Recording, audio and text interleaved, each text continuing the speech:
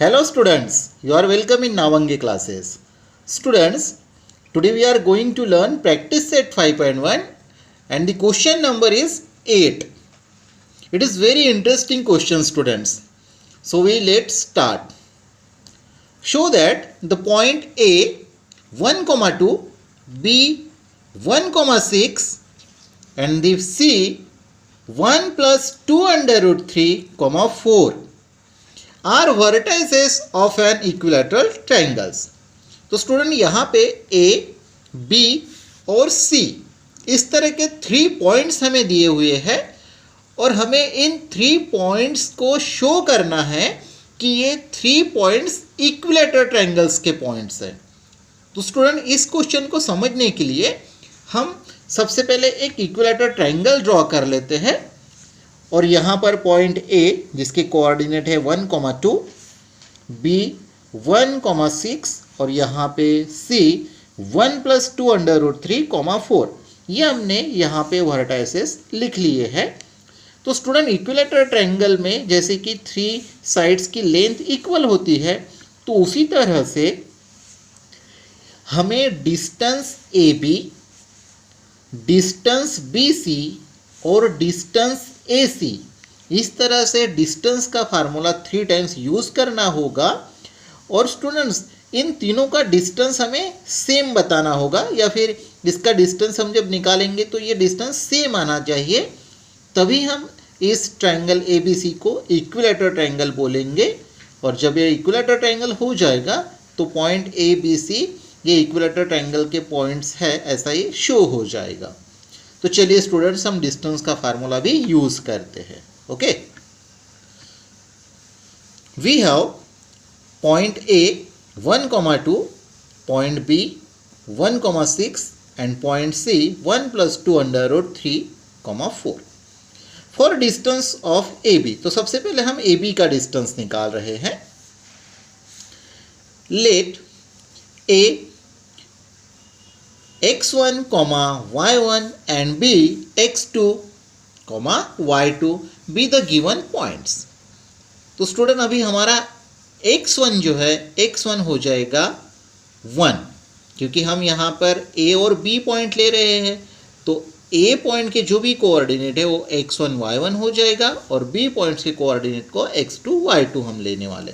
सो x1 1, y1 2, x2 है हमारा 1 और y2 है 6। तो स्टूडेंट आपको ये समझ में आ गए, जो फर्स्ट पॉइंट होता है उसके कोऑर्डिनेट को x1 y1 मानेंगे और जो सेकेंड पॉइंट है उसके कोऑर्डिनेट को x2 y2 मानेंगे बाय यूजिंग डिस्टेंस फार्मूला। अभी हम डिस्टेंस का फार्मूला यूज कर रहे हैं। Distance A B is equal √ in first bracket x2 minus x1 whole square plus y2 minus y1 whole square. अभी स्टूडेंट्स हमने यहाँ पे वैल्यू को पुटअप किया हुआ है।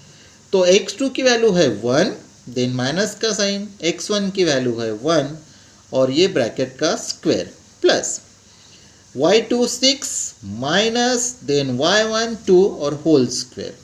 अभी स्टूडेंट 1 - 1 ये 0 हो गया और 0 का स्क्वायर प्लस 6 - 2 ये हो गया 4 और 4 का स्क्वायर। अभी स्टूडेंट 0 का स्क्वायर तो 0 ही हो गया और 4 का square 16। Now 0 + 16 that is the 16 और 16 का स्क्वायर रूट आता है 4। तो स्टूडेंट डिस्टेंस ए बी हो गया है 4 और ये हो गया हमारा equation number 1। Okay students, now students for distance of B C, अभी हम बी सी का डिस्टेंस निकालेंगे। लेट बी, तो बी के कोऑर्डिनेट को हम x1 y1 मानेंगे और सी के कोऑर्डिनेट को x2 y2 be the given points. तो बी के जो कोऑर्डिनेट है स्टूडेंट्स वो है 1,6 इसलिए x1 हो गया 1 और y1 हो गया 6 और सी के जो कोऑर्डिनेट है वो दिए थे हमें 1 + 2 √ 3 इसलिए x2 हो गया 1 + 2 √ 3 और y2 हो गया है 4 बाय यूजिंग डिस्टेंस फार्मूला। तो डिस्टेंस का फार्मूला हमने यहाँ पे लिखा हुआ है और उसी मुताबिक हमने यहाँ पर वैल्यूज़ को पुटअप किया है। स्टूडेंट्स ध्यान दीजिएगा, हम अभी यहाँ पे वैल्यू किस तरह से पुट कर रहे हैं। x2, तो x2 है हमारा 1 प्लस 2 अंडर रूट 3, इसलिए 1 प्लस 2 अंडर रूट 3 ये x2 की वैल्यू, देन माइनस का साइन, और x1 है हमारा 1, ये हो गया अभी ब्रैकेट का स्क्वायर, प्लस y2 यानी 4 माइनस और y1 यानी 6 होल स्क्वायर। अभी स्टूडेंट्स यहाँ पे देखिए 1 पॉजिटिव में है और 1 यहाँ पे नेगेटिव में, तो ये 1 हो जाएगा कैंसल, और मिडल में क्या था 2 अंडर रूट 3, तो 2 अंडर रूट 3 बचेगा, उसका हो गया स्क्वायर, प्लस 4 माइनस 6, तो स्टूडेंट इसका आंसर हो गया है -2 square.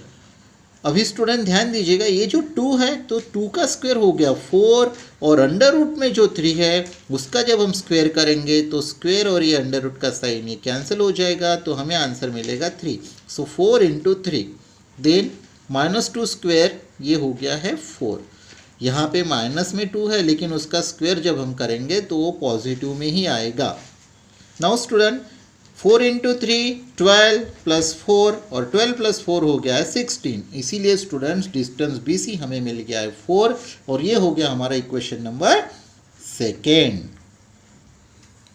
Now student for distance AC, अभी A और C ये 2 पॉइंट हम ले रहे हैं, तो A के कोऑर्डिनेट को हम x1 y1 मानेंगे और C के कोऑर्डिनेट को x2 y2 मानेंगे। ओके स्टूडेंट्स, सो x1 हो जाएगा हमारा 1, क्योंकि a जो है उसके कोऑर्डिनेट हमें दिए थे 1, 2, इसलिए x का x1 जो है ये बन जाएगा 1 और y1 बनेगा 2। c, तो c का जो कोऑर्डिनेट है वो सबसे पहले हमें दिया था 1 प्लस 2 अंडर रूट 3, 4, और इसीलिए स्टूडेंट x2 जो है वो हो गया है 1 प्लस 2 अंडर रूट 3 और y2 हो गया है 4।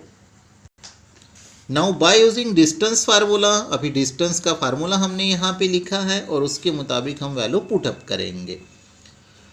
x2 में आएगा 1 प्लस 2 अंडर रूट 3 माइनस, और x1 हो गया है 1 और होल स्क्वायर, प्लस y2 की वैल्यू है 4, देन माइनस का साइन, और y1 क्या है 2, ये हो गया है होल स्क्वायर। अभी उसी तरह से स्टूडेंट यहाँ पे 1 क्या है पॉजिटिव में और 1 यहाँ नेगेटिव में, तो 1 यहाँ से कैंसल, ठीक है ना, पॉजिटिव नेगेटिव होने की वजह से। तो अभी क्या बचा है 2 अंडर रूट 3, यहाँ पे होल स्क्वायर प्लस 2 का स्क्वायर। अभी जस्ट स्टूडेंट मैंने आपको पिछली क्वेश्चन में बताया था, डिस्टेंस हमने BC निकाला था उसमें बताया था, तो 2 का स्क्वायर हो गया 4 और अंडर रूट 3 का स्क्वायर यानी 3, 2 का स्क्वायर यहाँ पे भी 4। सो 2 इंटू 3 12 प्लस 4, 12 प्लस 4 16, और 16 का स्क्वायर रूट क्या होगा 4, that is the equation number 3rd। Now student from equation 1st, 2nd and 3rd, in a triangle if all the sides are equal then it is an equilateral triangle.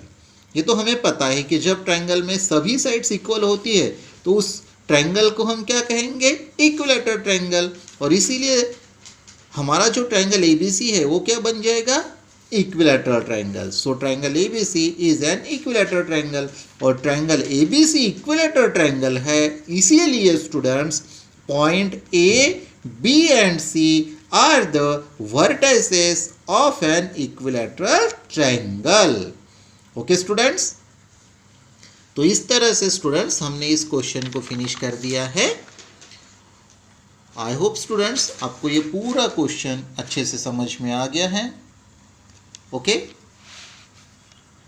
तो मिलते हैं students हम नए video में नए problem के साथ। Till then thank you students.